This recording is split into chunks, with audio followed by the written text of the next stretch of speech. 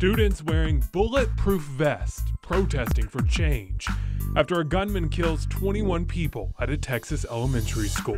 The last thing that a kid should feel is that a school is not a safe place where they're coming to school and they got to worry about protecting themselves. JIIT educators say the fear goes beyond mass shootings. Every day, weapons are found at schools across our state. I can get a gun quicker than I can probably get a Dr. Pepper or a Mountain Dew. And staff members are being attacked by students. I had been nearly stabbed, had my rotator cuff torn. Tonight, there's a way for all of us to help. Let's dig into it.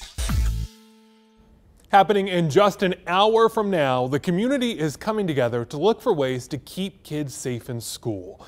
Habitat Forsyth Youth Empowerment Program will host a panel on preventing school violence at 7 o'clock tonight.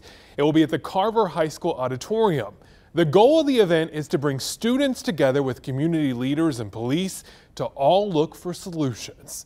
The program's organizer says he wanted to organize the event after the shooting at Mount Tabor High School in Winston-Salem, where police say a student killed his 15-year-old classmate. Something needed to be done. Like, you can't always just sit around and wait to say, well, they'll figure out some type of system or they'll figure something out.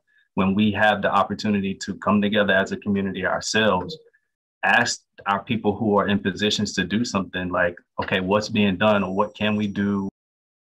Now, one of the biggest issues they want to tackle tonight is kids bringing guns to school. It happens so often that according to state records, every single school day, schools find an average of 11 weapons across North Carolina. That's from 2019, before the pandemic. Numbers from last year have not been released yet, but a quick search of our archives at the station show a bunch of weapons still popping up on school grounds.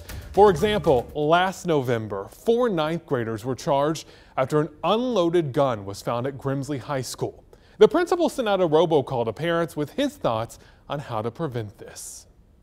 The best way to prevent weapons from entering our campus is to work with our parents and the community to ensure that weapons are not in the hands of our children. So how are kids getting their hands on guns? After a rash of guns found across the Triad districts, we asked law enforcement to explain where the weapons are coming from. I can get a gun quicker than I can probably get a Dr. Pepper or a Mountain Dew. There's a plethora of guns on the street. Car break-ins, we leave them. House break-ins, they get them.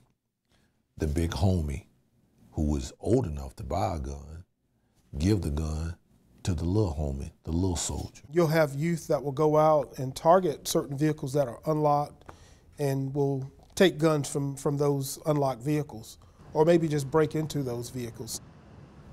So here's something schools can control. Guilford County Schools is dedicating more than $360 million to safety and technology upgrades. That's all across the district. Voters passed a $1.7 billion bond allocating funds to the school district. Now, GCS plans to add digital locks, cameras, and upgraded phone and intercom systems in each of the school buildings. It says the money also allows for additional support from local law enforcement. Emergency Director Mike Ritchie says the bond helps the district get closer to becoming the most up-to-date district in the state. Over in Rockingham County, the Sheriff Sam Page says he wants to see unused American Rescue Plan money to help beef up security at schools in the district. The sheriff says the district only has 5 SROs for nearly 5,700 students. He wants money to put 1 officer in each school. Every time we have an incident where there's a loss of life, I think about Rockingham County. Could that happen here? It could. But we're going to do everything we can with every resource we have. Whether we add or not resource officers, we're going to do everything we can to protect your kids and our children. The district already partnered with the sheriff's office to make crisis response plans and train teachers what to do in an emergency. So those are the plans to address weapons in schools. Tonight's panel on preventing violence in schools is also looking for ways to prevent assaults on teachers and staff.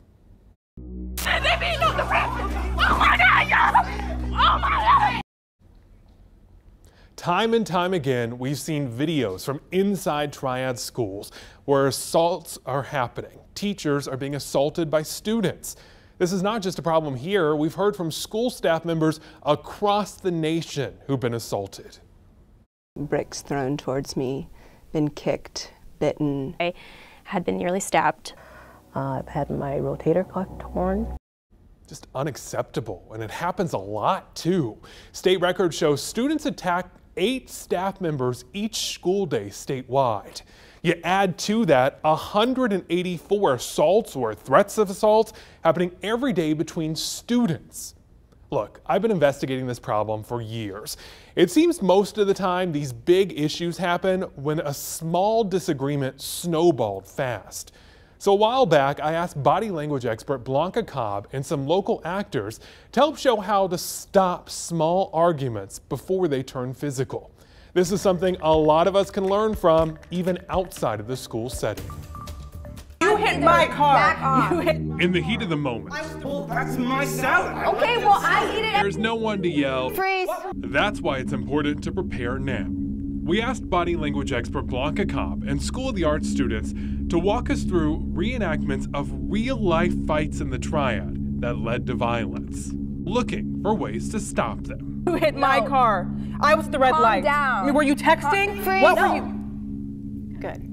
So in a situation like this, when someone's really angry at you and she's inching forward, which is a natural tendency, your first reaction was to calm down. Yeah. That inflames somebody. It's more of empathizing. I hear that you're on your way to work. I didn't mean to run into your car. Also notice Blanca turned her palms up. She says it makes you less threatening.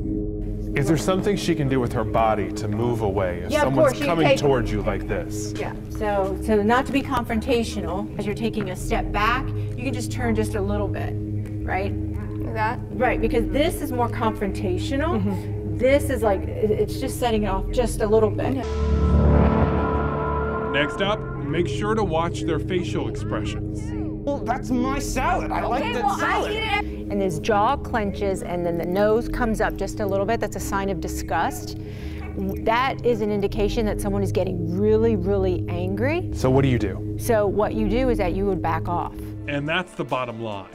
If they get loud, try a softer response. Remembering that standing your ground and fighting back can make the situation turn violent in a flash. And Blanca says, instead of saying calm down, try this. I want to understand what you're saying. Would you mind slowing down so I can be clear about what you need? Research has shown that getting someone to slow down and breathe will actually make them less angry. Don't look away. Don't look away. In Washington yesterday, students wearing bulletproof vests rallied outside the U.S. Capitol. Bipartisan negotiations continue with lawmakers under increasing pressure to reach an agreement on gun control. They need progress. They need us to show that we care about what kids are going through.